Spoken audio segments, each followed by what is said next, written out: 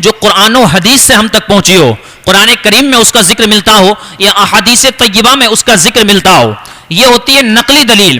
ایک عقلی دلیل ہوتی ہے جو اپنے ذہن سے ایسی کوئی دلیل پیش کر دی جائے جو سامنے والا ایک دم مبہوت ہو جائے اور اس کی عقل بھی اس کو قبول کرنے پر مجبور ہو جائے، انکار کرنے کا اس کے لیے راستہ باقی نہ رہ جائے۔ اب دلیل نقلیہ اور عقلیہ دونوں ہی اعتبار سے ہم دیکھیں، قرآن میں اللہ فرماتا ہے افی اللہ شکوں فاطر السماوات والارض، اے لوگو کیا تم خدا کے بارے میں شک کرتے ہو جو آسمان و زمین کا پیدا کرنے والا ہے کہ وہ موجود ہے بھی یا نہیں ہے؟ کیا خدا نام کی کوئی چیز ہے بھی یا نہیں ہے؟ کیا تم اس کے بارے میں شک کرتے ہو جس نے اتنا بڑا آسمان اتنی بڑی زمین کو پیدا فرمایا؟ حضرات محترم، یہ واقعات، یہ اعتراضات کوئی نئے نہیں ہے۔ اللہ ہے یا نہیں ہے، اللہ ایک ہے یا بہت سارے کروڑوں ہیں، یہ اعتراض کوئی نیا نہیں ہے۔ یہ اعتراض ہمارے بزرگوں کے وقت سے چلا آ رہا ہے اور ہمارے بزرگوں نے اپنے اپنے وقت کے حساب سے، اپنے اپنی سوچ کے، اپنے اپنے علم کے حساب سے اس کے مسکت جواب دیے ہیں۔ اس کے جیسے جواب دینے چاہیے تھے بالکل ویسے ہی جواب دیے ہیں، جو عقل کے تنازع پہ بھی بالکل فٹ بیٹھتے ہیں اور نقل کے تنازع پر بھی بالکل فٹ بیٹھتے ہیں۔ حضرات، اعتراض سب سے پہلا تو یہ ہے کہ خدا موجود ہے بھی یا نہیں ہے۔ حضرت امام اعظم ابو حنیفہ سراج الائمہ کاشف الغمہ، جو مسائل کے امام میں سے ایک ہیں اور سارے اماموں کے سردار ہیں، جن کو امام اعظم ابو حنیفہ کے نام سے ہم جانتے ہیں۔ حضرات محترم، ان کا ایک مرتبہ ایک دہریے سے مناظرہ ہوا، دہریے سے ایک ایتھسٹ سے مناظرہ ہوا، ان مناظرے کا ٹاپک، مناظرے کا موضوع یہ تھا، ڈیبیٹ کا ٹاپک یہ تھا کہ ہم یہ ثابت کریں گے کہ خدا موجود ہے، اور دہریے کا قول یہ تھا، دہریہ یہ ثابت کرے گا کہ خدا موجود نہیں ہے۔ یہ دنیا بغیر کسی کے بنائے ہوئے خود بخود چل رہی ہے، اس کو چلانے والا خدا کوئی ہے ہی نہیں۔ حضرات محترم، حضرت امام اعظم ابو حنیفہ اور اس دہریہ کے درمیان میں وقت طے ہو جاتا ہے، مقام مناظرہ طے ہو جاتا ہے، لیکن حضرات محترم وہ تاریخ آتی ہے، وہ دن آتا ہے، وہ وقت آتا ہے، وہ دہریہ تو اس جگہ پر پہنچ جاتا ہے، لیکن امام الائمہ کاشف الغمہ سراج الائمہ حضرت امام اعظم ابو حنیفہ اس مقام پر نہیں پہنچتے ہیں، بہت تاخیر سے پہنچتے ہیں، بہت دیر کے بعد میں پہنچتے ہیں۔ جیسے ہی امام اعظم جلوہ فرما ہوتے ہیں، اس دہریے نے پوچھا امام اعظم آپ وقت متعین سے بہت دیر سے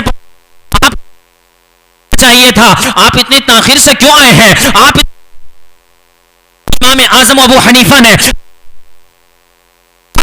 کہ اس دہریے کو لاجواب کر دیا۔ حضرات محترم، حضرت امام اعظم کہتے ہیں یہ بتاؤ اگر میں تم سے یہ کہوں کہ میں کسی کام سے جنگل کی طرف نکل گیا تھا، جنگل میں نے بہت عجیب و غریب ایک واقعہ دیکھا، واقعہ یہ ہوا میں جنگل میں جا رہا تھا، ایک دریا کو دیکھا، دریا کے کنارے ایک درخت تھا، اس درخت کی طرف میں نے دیکھا، اچانک سے کیا ہوا، وہ درخت خود بخود کٹنے اس کے تختے بن گئے، تختے بننے کے بعد دیکھتے ہی دیکھتے وہ تختے خود بخود سیٹ ہو گئے اور ان تختوں سے خود بخود کشتی تیار ہو گئی، اور وہ کشتی، تعجب کی بات تو یہ ہے، خود وہ دریا میں اتر گئی۔ دریا میں اترنے کے کنارے کے مسافر تھے ان کو سوار کیا اور دوسرے کنارے پر پہنچا دیا، جو اس کنارے کے مسافر تھے ان کو سوار کیا اور دوسرے کنارے پر پہنچا دیا، ادھر کے مسافروں کو ادھر کر دیا، ادھر کے مسافروں کو ادھر کر دیا، اور اس سے بھی زیادہ تعجب کی بات یہ ہے کہ اس کو چلانے والا کوئی نہیں تھا، کوئی ملاح نہیں تھا، اور اس سے بھی زیادہ تعجب کی بات یہ ہے کہ مسافروں سے پیسے بھی وہ خود ہی اگا رہی تھی،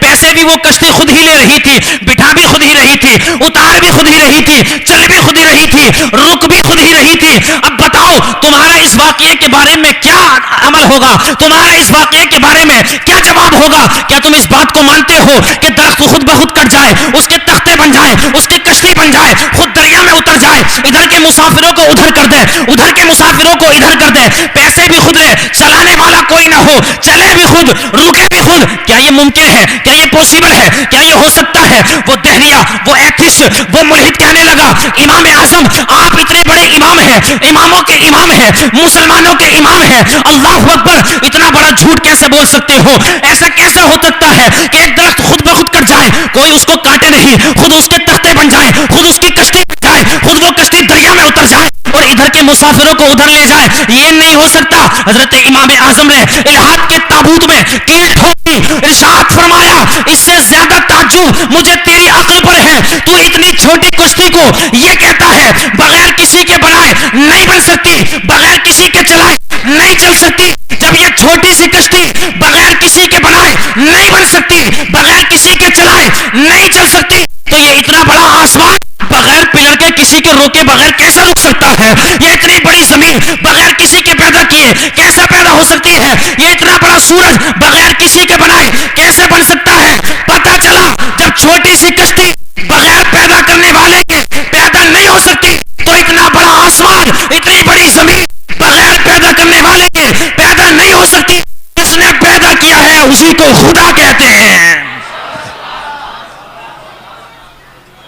جس نے پیدا کیا ہے، جس نے پیدا کیا ہے اسی کو خدا کہتے ہیں.